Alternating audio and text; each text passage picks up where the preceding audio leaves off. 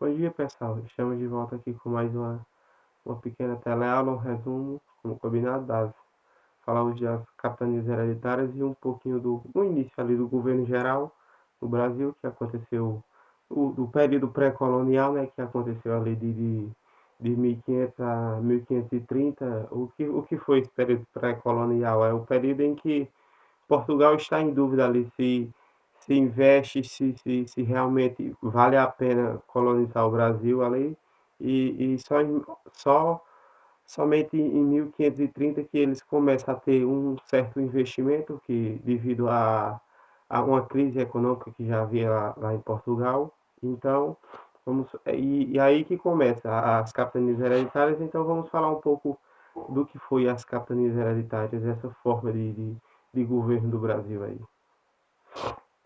Eu acho que você já viu falar de capitanias hereditárias já na quinto ano, sexto ano, sétimo ano, né? Todo mundo já viu e ficou pensando, eu ficava também, o que é as capitanias hereditárias, o que são, o que seja. E a gente realmente não sabia, porque os livros didáticos daquela época, até hoje os livros didáticos não são muito informativos, não são os livros muito bons assim para a gente, professor, trabalhar em cima deles.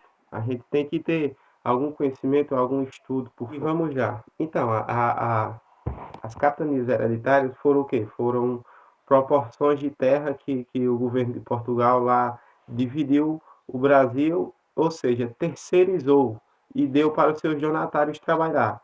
Ou seja, ele dividiu o Brasil em quinze capitanias, em 15 proporções de terra, e entregou aos seus donatários para que eles cuidassem dessa terra, cuidassem e dessem dividisse ali o lucro e mandasse para Portugal, porque Portugal já estava no início de uma crise econômica. Então, isso aí foi a forma que ele viu de uma terceirização que ele viu, entregando aos donatários. Foram divididos em 15 capitanias, a 12 donatários ali para que, para que eles cuidassem da terra e dessem lucros, dessem lucro a essas terras, povoassem essas terras e com o fim lucrativo de render, né, render capital e mandar uma boa parte lá para Portugal. O rei de Portugal, que ele tinha, mesmo ele sendo uma, uma forma econômica terceirizada, ele tinha total controle sobre essas terras, ou seja, o donatário estava ali, mas ele não tinha total absoluto o poder sobre essa capitania. Não, a qualquer momento o rei de Portugal podia tirar ele dali e botar outro. Aliás, era hereditária, né? Podia tirar ele e colocar o donatário, um filho, um irmão, alguma coisa. Sempre seria o filho ali, né? Mas poderia também ser um irmão ou outra pessoa. Essas capitanias que teve o início lá, que foi Martim de Souza, acho que não, se não me falha a memória, ele que falou, assim, falou lá, né? Olha, a gente vai implantar isso aqui na capitania São Vicente, né? Hoje é atual São Paulo. As capitanias que deram início foi capitanias, depois foi província e hoje são os estados, né? E os estados hoje veio das capitanias, lá de antigamente. Aí foi Martim de Souza, se eu não me engano. Martim é alguma coisa. E ele falou, olha, a gente vai implantar o sistema de cana-de-açúcar. Cana-de-açúcar que era a, a, o, o- a matéria-prima daquela época era a cana-de-açúcar. Dava muito dinheiro, era muito difícil a cana-de-açúcar. Era o que todo mundo queria naquele tempo, era a cana-de-açúcar, ou seja, é a Nutella de hoje. É, é um negócio que dá muito dinheiro, era a cana-de-açúcar. Então ele plantou em São Paulo o sistema lá de cana-de-açúcar. O primeiro engenho de cana-de-açúcar foi em São Paulo, em São Vicente, né? São Vicente que hoje fica lá no sudoeste, na zona sul de São Paulo. Que aí ele também trouxe essa implantação para implantar em Pernambuco, ou seja, e foi, por incrível que pareça, foram as únicas duas capitanias que deram certo. As outras nenhuma deram certo. Foram falindo e que foi o que chegou depois, chegou o governo geral, né? Primeiro governador geral do Brasil que teve como sua capital Salvador, a primeira capital do Brasil, né? Lá o primeiro governador Tomé de Souza que trouxe lá os jesuítas para catequizar, implementar um sistema religioso no Brasil, que foi o sistema católico, né? Pois Portugal vinha uma crise, perdendo fiéis, lá com as revoltas luteranas e calvinistas, eles que as críticas à Igreja Católica, acho que vocês já viram Martim Lutero e as 92 teses, acho é 92 teses, 90, não sei essa página aí, 92 teses, acho que todo mundo já ouviu falar. Então ele trouxe os jesuítas justamente para isso, para uma forma de catequizar os nativos e as pessoas que ali eles que fizeram um povoamento, né? E o capitão donatário, ele tinha deveres e a cumprir também, ou seja, ele não tinha um poder absoluto da terra. Dos poderes é que ele tinha que ficar com alguma parte da terra, né? Que ele deveria ficar. E também ele poderia dar um, tipo, ele chegou lá, dizer que eu sou o capitão donatário da capitania de Pernambuco. Eu poderia dar uma proporção de terra a uma pessoa para ela trabalhar dentro daquilo o que foi as Seis Marias, né? As Seis Marias, que eram uma pequena, não, era uma grande proporção de terra, você poderia dar a um fazendeiro alguma coisa lá e ele teria que trabalhar nessa terra, plantar, colher, criar, fazer tudo lá, mas tinha que render algum capital. E desse capital ele tinha que dar uma parte e eu também teria que dar outra parte para o governo de Portugal. E as Seis Marias foi um sistema, digamos que, bom deles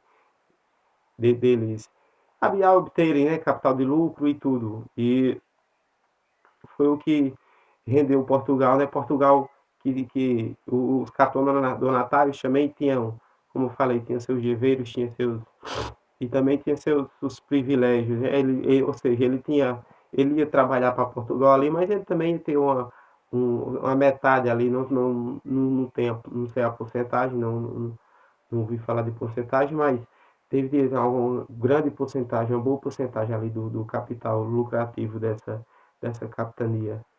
E também ele poderia, por exemplo, ele tinha o poder de escravizar os índios, ele poderia escravizar os nativos, o que antes era um escambo, né? Era uma troca. Nesse tempo não, ele já poderia escravizar. Poderia fazer o escambo também, ficava a critério dele. Mas ele também poderia já escravizar os nativos. Foi o que aconteceu em algumas capitanias. Aí houve, você sabe, né? Os índios eles começaram a fazer revoltas, se rebelarem contra os governos, e aí quando faliu o governo, quando faliram as capitanias. Só, como eu falei, só duas deram certo. Foi a capitania São Vicente, que é a atual São Paulo, e a capitania de Pernambuco, que foi, acho que a que mais deu certo ali. São Paulo também, porque São Paulo ali era onde tinha ou seja, a compra de escravos, ali o mercado escravista, né, onde passava ali a principal rota era São Paulo, devido às rotas marítimas ser muito boas naquela proporção, então passava ali, já tinha o Porto de Santos ali, tudo, né, onde hoje é o Porto de Santos e tudo, mas, ou seja, é um assunto muito bom de se trabalhar, o tratado as capitanias hereditárias, porque é ali onde tudo começa, dá o início do Brasil, onde Portugal realmente começa a ter um lucro definitivo do Brasil, porque naquele tempo era a extração, eles passaram 30 anos só extraindo para o Brasil, e aí eles viram que ali dava certo os engenhos de cana-de-açúcar, e eles ali implantaram o primeiro engenho de cana-de-açúcar, e o Brasil hoje é um dos maiores exportadores de cana-de-açúcar do mundo, se não o maior, e devido lá, o governo geral de Tomé de Souza, né? Tomé de Souza, depois veio Eduardo da Costa, depois veio sei que foi três governadores gerais, depois foi agora me falha a memória, não estou lembrado, mas aí a, a vinda dos jesuítas para catequizar, pois Portugal perdia fiéis, então foi isso. As capitanias foi uma forma de governo que em alguma parte se deu bem ali no Brasil, né? Foi de 34 até 1534 até 1548, ou seja, 14 anos ali de essa forma de governo. Depois veio a forma de governo geral. Depois em outra aula, não sei na próxima, mas em outra aula a gente vai falar dessa forma, a, o que foi a economia do governo geral, o que foi a economia do governo geral que fez dar certo essa economia, né? E, e como eu falei, as capitanias tinham suas seis marias, já a forma latifundiária de se de se cultivar ali, porque o Brasil nunca foi dividido em pequenas proporções de terra. O Brasil, desde o início, foi dividido em sempre grandes proporções de terra. Então, essa foi a forma que Portugal viu de dar certo ali no Brasil, e realmente deu certo. Dá certo até hoje, em as formas de governos gerais, a divisão lá dos donatários os, ou seja, eram os governos independentes, ou seja, a capitania de Pernambuco não dependia da capitania de São Vicente, não dependia da capitania da Bahia, da capitania do Ceará, da Paraíba, nenhuma dependia de outra, ou seja, eram governos independentes. Então é isso. Falar só é um breve resumo. Se a gente for falar mesmo, a gente vai passar uma hora, duas aqui, e fica uma aula muito cansativa, né? É bom esses pequenos resumos que atraem mais vocês, como fica muito cansativo para mim também. Isso aí. Um abraço, fica com Deus e como disse, beba água, porque é melhor uma pedra no caminho do que dois rins.